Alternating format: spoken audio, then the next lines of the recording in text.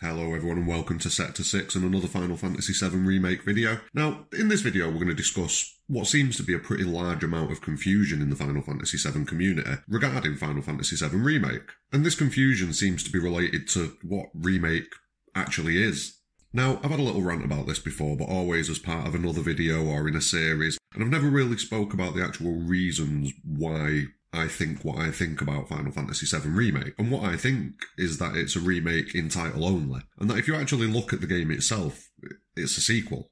I mean, never mind the fact that the devs themselves have called Remake the 5th part of the compilation, which pretty much confirms it's a sequel straight off the bat anyway. That was in the first Ultimania, if I'm remembering correctly. But even just a cursory glance at the game's story should confirm that also. I mean, you've got characters like Sephiroth and Aerith acting in a manner that completely implies that they know what has already transpired in Final Fantasy VII.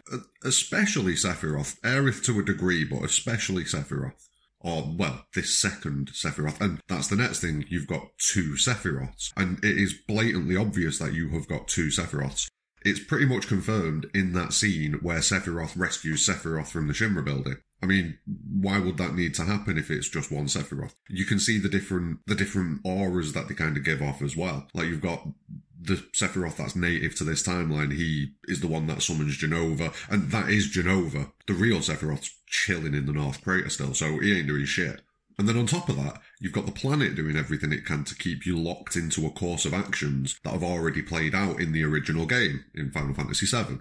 So this is over and over and over again indicating to you, like, yo, there's something different going on here. This isn't the same game. This isn't the same story. This is a different story. And the fact that people, like characters like Aerith and Sephiroth, are using that future knowledge to affect and change what's going on in this story, it's just every step of the way it strays further and further and further away from being a remake.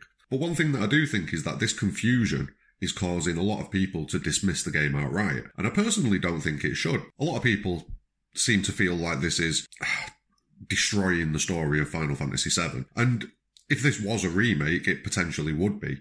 But it isn't. Like I say, it's in name only. So they've played some funny little game with Remake. It's like, yeah, Sephiroth's going to remake history. And yeah, fair enough. If that's how you want to play it, that's how you want to play it. But it was heavily implied that this was going to be a remake, an actual remake of the original game. And that's why people are pretty pissed off, I think, because they've come into this expecting that game to be what it isn't. I came into it expecting it to be a remake. Fully, 100% I was expecting it to be a remake.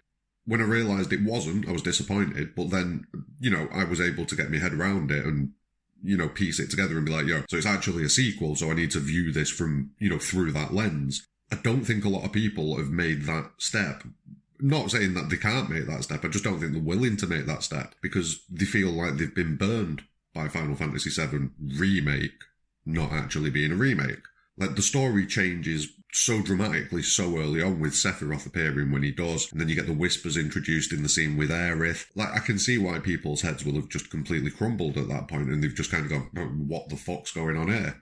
But I do think that the mindset of seeing this as ruining the original game, it's one that's indicative of someone that still views this game as a remake. And I think people need to just... It's easier said than done, obviously, because your perspective is your perspective. It is what it is. But try and shift that perspective away from it being a remake and into the territory of it being a sequel. Because that way, this story doesn't affect or alter the original game. I mean, I've done other videos where I've gone into the timelines issue, and I know that that's another thing that people have a lot of problems with. And maybe this is just me doing some mental gymnastics just to make the game, palatable because I love Final Fantasy VII. That's very possible.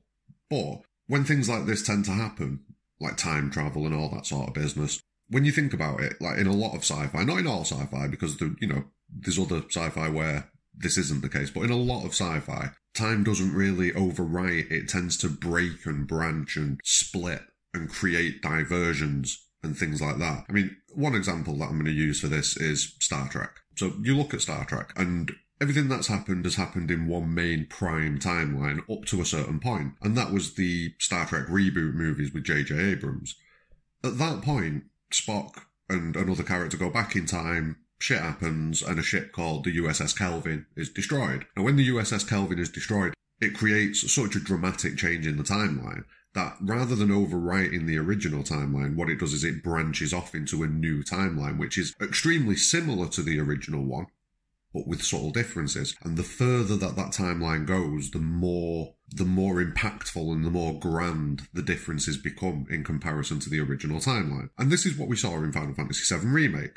At the start of the game, there's no real difference. Everything is exactly as it was. But then you get Sephiroth appearing, and he starts messing with things. And then the planet gets involved and starts messing with things back the other way. And as each level of interference happens, you notice the story in Final Fantasy VII Remake begins to diverge further and further and further, to the point where you're in the Shinra building and everything that goes down there goes down in a completely different order, especially after you've met Sephiroth in the drum.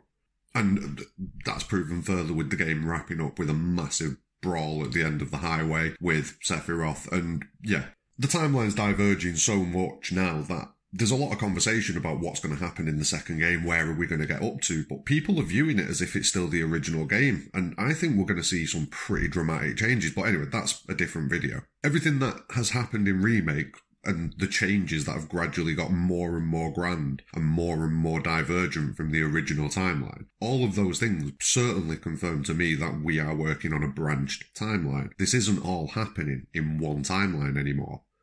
And then you get the final big confirmation of that, which is that final scene with Zack, where Zack survives. And I'm doing another video about that. It might already have been up, so if it has, I'll pop the link in here. I'm not sure what order I'm going to release these in. But Zack survives, and you see quite clearly that the stamp logo that has been drummed into your head throughout the game over and over again, that it is this one specific breed of dog, is now different. Why would it be different?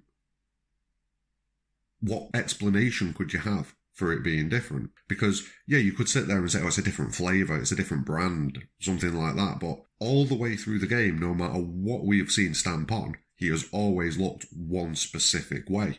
Why in this one scene does he look different? Because it's a different timeline, and in different timelines there are subtle but very noticeable differences. And Stamp clearly is one of those differences. Now, yeah, I could be massively wrong, but if it turns out that I am massively wrong on this, then that is just going to be an absolute shit show of writing, because everything that they have done in this first part of Remake is indicating that A, it's a sequel, and B, it's happening, or at least some of it's happening in a separate timeline. Like, I personally feel that there is at least one timeline additional to the actual Final Fantasy VII timeline. It's possible there's three, but I personally think there's at least one. It could be two. We could see that Zack has survived in the original timeline, which then people might be able to, people's complaints about them ruining the original story might have some legs at that point.